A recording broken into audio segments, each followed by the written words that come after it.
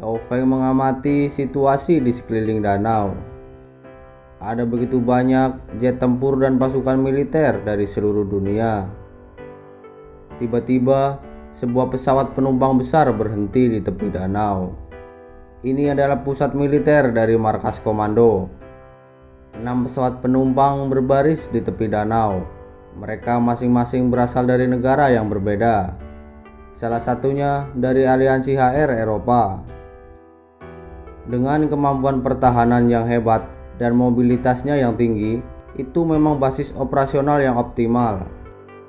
Lao Feng sangat bersemangat dan berkata di dalam hatinya, "Sebaiknya aku serius dan menyelesaikan level kedua dari Forbit Shuttle."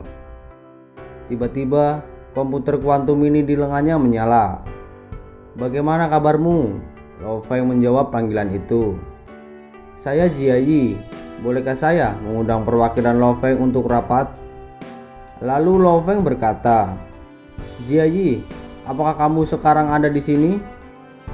"Aku berada di salah satu pesawat yang ada di tepi danau.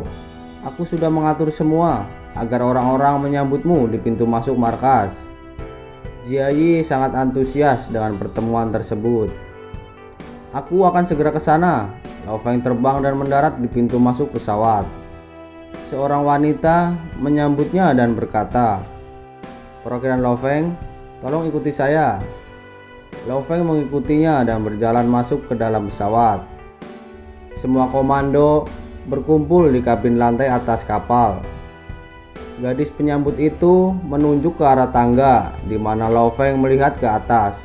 Pintu besi di ujung tangga tertutup dan dijaga oleh 2 dewa perang.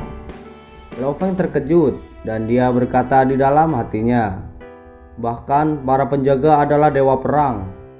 "Senang melihat perwakilan Lao Feng," kata 2 penjaga itu dengan rendah hati. Pintu besi terbuka, Lao Feng langsung berjalan masuk. Di tengah ruangan berdiri 4 prajurit dengan baju besi perang lengkap. Keempat penjaga itu tertawa gembira saat mereka bertemu dengan Lao Feng dan berkata, "Lao Feng, apakah kamu sudah menerobos?" "Oh iya, aku sudah menerobos beberapa hari yang lalu." Lao Feng mengangguk. "Tuan Jia Yi, sejak aku mengetahui pencapaian Anda, aku selalu ingin bertemu dengan Anda. Dan sekarang akhirnya bertemu." Lao Feng tertawa. Sejak statusnya meningkat, Lao Feng memiliki akses ke banyak file dan catatan orang, terutama telah melihat file tentang Jia Yi. Sejak itulah dia menghormatinya. Jia Yi seorang legenda, semua keluarganya adalah tentara. Bahkan kakek Jia Yi pernah berperang selama 8 tahun melawan Amerika dan membantu Korea. Ini adalah keluarga militer. Namun Jia Yi menderita penyakit ketika dia masih muda. Tetapi selama peristiwa Nirwana ada begitu banyak cerita tentang penyelamatannya yang menyelamatkan lebih dari 10 juta orang Huaxia. Selama periode Nirwana, para pejuang tidak memiliki sistem pelatih yang bagus. Tetapi dia menjadi militer pertama yang melampaui level dewa perang. Dengan kerja keras dan kekuatannya, Jia Yi adalah wakil ketua militer saat ini. Dia dianggap dalam militer Huaxia sebagai pemimpin sejati dan elit. Lalu Lao Feng berkata, "Jika Anda hidup di generasi saya dengan pelatihan yang tepat, Anda akan berada di level yang jauh lebih tinggi." Jia Yi tersenyum dan menjawab, "Saya juga ingin melihat apa yang bisa dilakukan oleh generasi baru." Lalu Jia Yi menunjuk ke layar besar dan memerintahkannya, "Kirim berita dari Danau Pulau Misti ke sini." Layar segera menyala dan menampilkan Danau Pulau Misti. Ada banyak sosok monster di sekitar danau. Lao Feng dengan rasa ingin tahu berkata, "Apakah mereka semua makhluk air? Luar biasa. Semua makhluk di danau dapat dilihat dari sini." Jia Yi berjalan ke layar dan berkata, "Kedalaman Danau Misti sekitar 300 meter. Daerah terdalam mendekati 1000 meter. Namun monster kaisar tidak ada di situ. Pindai 3500 meter di bawah." Jia Yi memerintahkannya. "Ini adalah monster kaisar. Kami menamakan sebagai monster tentakel. Monster kaisar memiliki total 13 tentakel. Masing-masing panjangnya sekitar 1.500 meter. Jiayi menunjuk ke arah sosok itu. Lihat, ia bahkan membawa cangkang seperti mainan, mampu menyembunyikan semua tentakelnya di cangkang. Monster kaisar dapat dengan mudah menumbuhkan tentakelnya yang hilang. Jiayi menggelengkan kepalanya dan berkata, "Kita sudah menyisiri pulau ini selama berhari-hari dan kita belum menemukan sedikit pun harta." Beberapa hari yang lalu, Hong jatuh sekali dan berhasil memotong 2 tentakelnya. Jiayi memandang Lao Feng dan tersenyum. Biasanya sangat spesial saat sebuah harta muncul. Dalam hal kekuasaan, Hong sendiri lebih kuat dari semua perwakilan. Lao Feng, apakah kamu bersedia bergabung dengan kami? Jiayi memandang Lao Feng.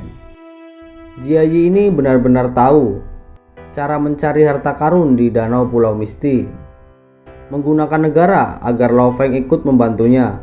Jika negara benar-benar dalam masalah, Lao Feng pasti akan membantunya. Lalu Lao Feng menjawab, "Tuan Jiayi, maafkan saya. Pemimpin Hong ada di sini. Aku merasa tidak enak melawannya." Setelah menolak mereka, Lao Feng merasa tidak enak berada di sekitar mereka. Jiayi memperhatikan situasinya dan tersenyum. Lao Feng tersenyum, lalu meninggalkan ruangan dan kembali ke markas.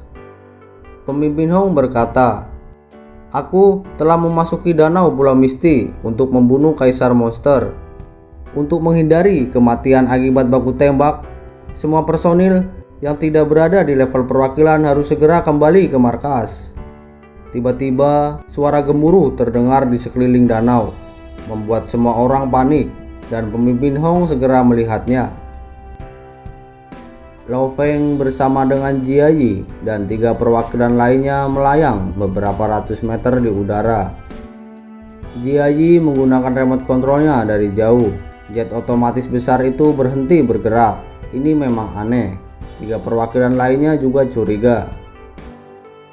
Upaya pertama pemimpin Hong pada monster kaisar gagal, tetapi semua orang bisa mengerti. Tetapi pemimpin Hong tanpa rencana, dia mencoba untuk yang kedua kalinya.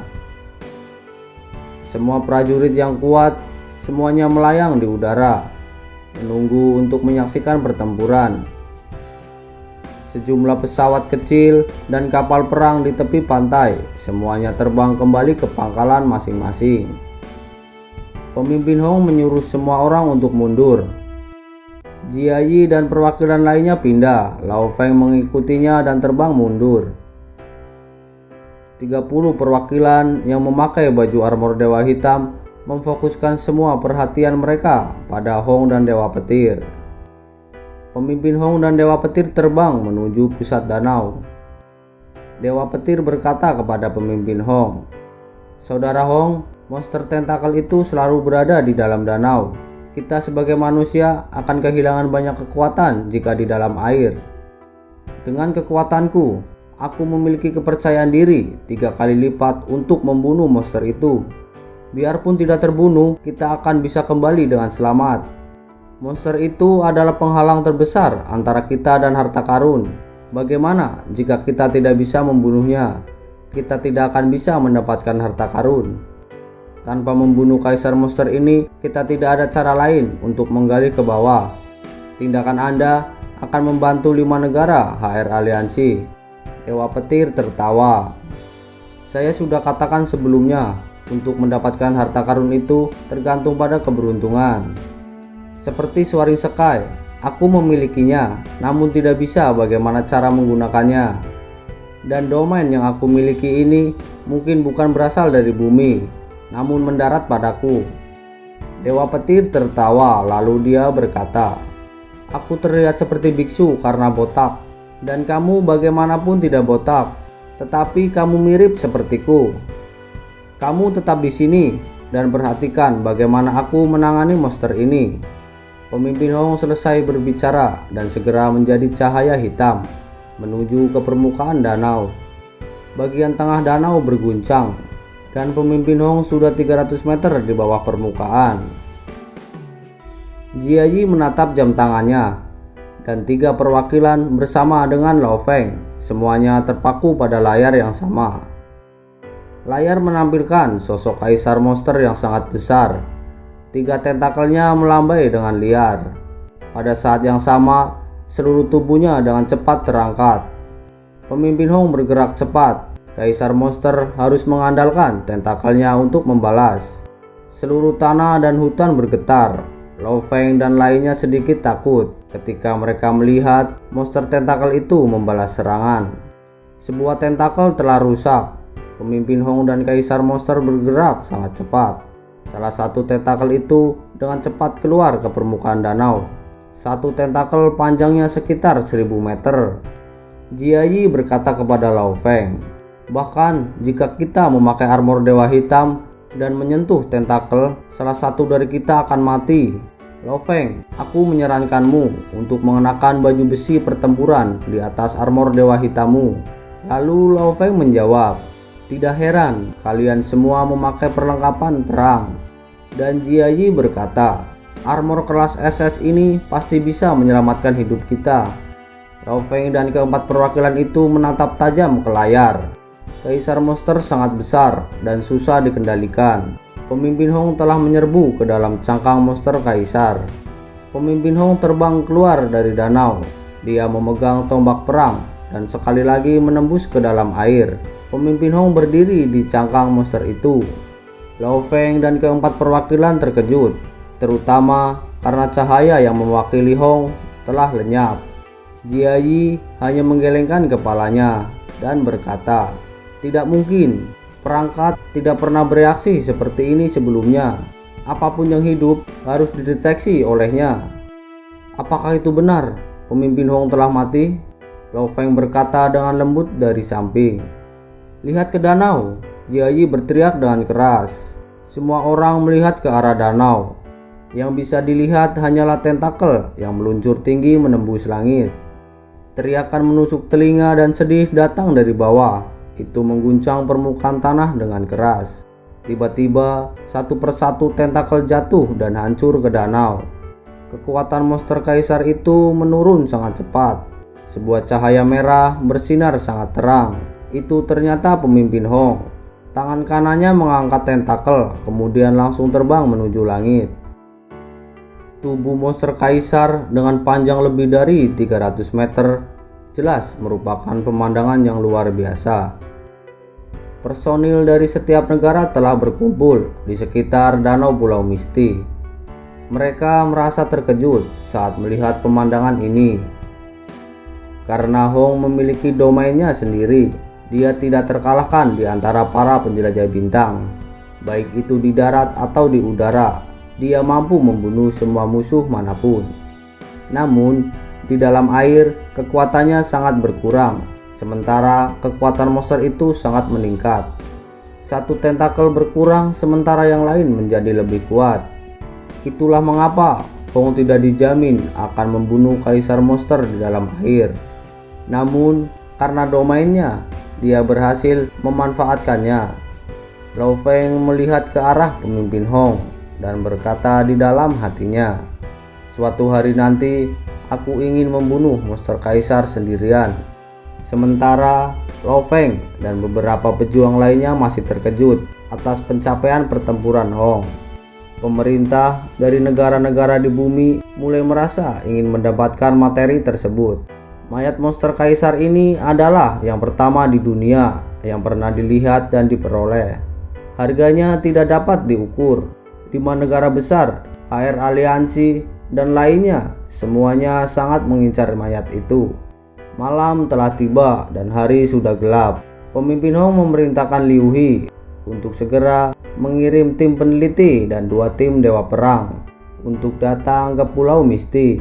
Lalu Liu He mengikuti perintahnya. Tidak hanya itu, pemimpin Hong juga langsung memerintahkan pengawal kerajaan untuk bergegas. Dengan itu, mereka semua akan berkumpul di sini. Di saat-saat paling genting, inilah orang-orang yang paling dipercaya oleh Hong. Sebuah suara yang dipenuhi dengan kebahagiaan terdengar. Pemimpin Hong langsung melihat ke arah suara itu. Dan Dewa Petir tersenyum, lalu dia berkata, "Saudara Hong, aku sangat mengagumimu. Kamu benar-benar membunuh monster kaisar itu." Pemimpin Hong hanya menganggukkan kepalanya. "Maafkan aku karena tidak bisa membantumu," kata Dewa Petir. Pemimpin Hong menatap Dewa Petir dengan perasaan tidak berdaya. Mereka berdua lahir tepat sebelum periode Nirvana. Dewa Petir adalah keturunan campuran dengan sedikit garis keturunan Cina dan India. Ayah Dewa Petir adalah seorang guru yoga yang pernah secara khusus pergi ke India untuk belajar yoga. Di sanalah dia bertemu dengan ibu Dewa Petir dan kemudian kembali ke Tiongkok. Sikap Dewa Petir selalu menyenangkan dan tumbuh untuk mencintai seni bela diri Tiongkok. Setelah dilatih di bimbingan ayahnya sejak usia muda, yoganya cukup bagus. Bersamaan dengan itu, kerja keras dan studinya di seni bela diri Tiongkok membuatnya mendapatkan reputasi yang cukup bagus. Ketika periode Nirvana tiba, Dewa Petir menggabungkan seni bela diri Tiongkok dan yoga. Tidak seperti Dewa Petir, sebelum periode Nirvana, Hong adalah seorang pembunuh. Meskipun karakter mereka berbeda, mereka memiliki kesamaan, dan itulah ekspektasi mereka terhadap diri mereka sendiri. Bahkan tidak perlu menyebut Hong, latar belakangnya sebagai seorang pembunuh menyebabkan kepribadiannya yang dingin. Dewa Petir secara alami tumbuh lebih kuat dari Hong, baik itu kekuatan tubuh, kecepatan, dan penggunaan otot. Dewa Petir berada di atas Hong secara keseluruhan. Hong hanya memiliki satu hal, kekuatan pikiran dan akalnya sangat tinggi. Seorang penjelajah bintang memiliki domainnya sendiri. Secara alami, dia menjadi yang terkuat di dunia.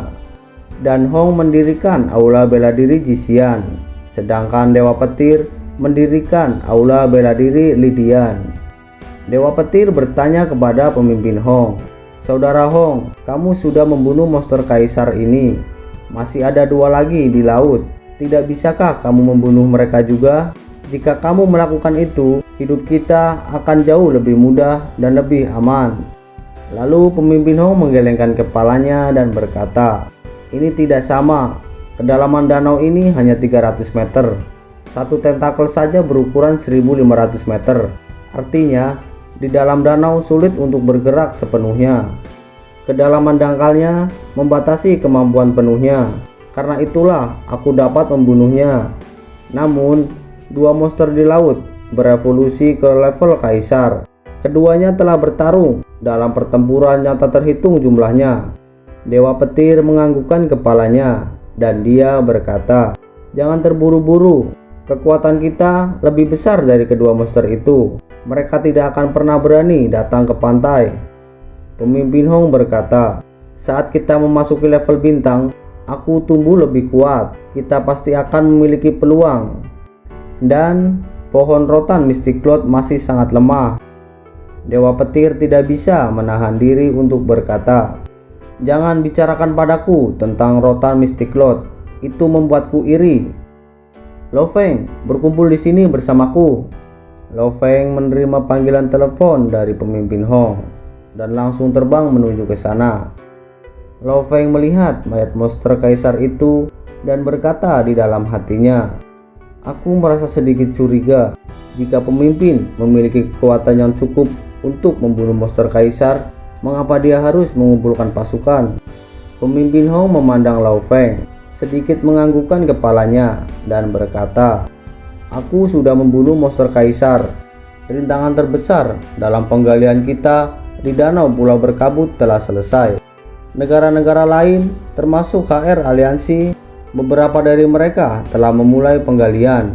Aku sudah mengatur agar banyak orang yang datang.